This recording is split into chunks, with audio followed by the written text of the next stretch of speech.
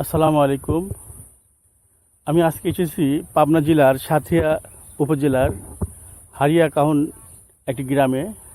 সোনাই বিলের মাঝে একটি বটগাছ আছেন, দেখতে পাচ্ছেন। এই বটগাছে একটা ইতিহাস আছে।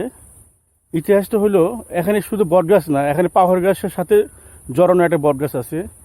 আমি যতটুকু ইতিহাস আমি জেনেছি মানুষের মুখে, সেটা হচ্ছে এক ভদ্রলোকের কোনো ছেলে মেয়ে ছিল না।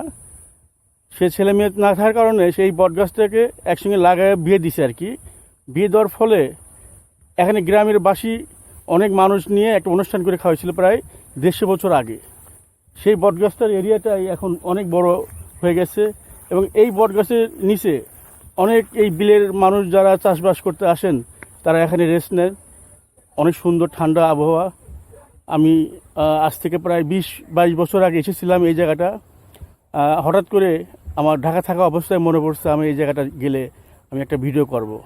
তাই ইতিহাসটা জানানোর জন্যই আর এই বটগাছটা দেখানোর জন্য আমি আজকে এসেছি ঢাকা থেকে সাঁথিয়া উপজেলাতে। আমি বাকিটা ইতিহাস আপনাদের জানাবো, আপনারা থাকুন আমার সাথে। আপনারা এই দানব আকারের যে বটগাছটা দেখতে পাচ্ছেন, একটি করুণ একটি ইতিহাস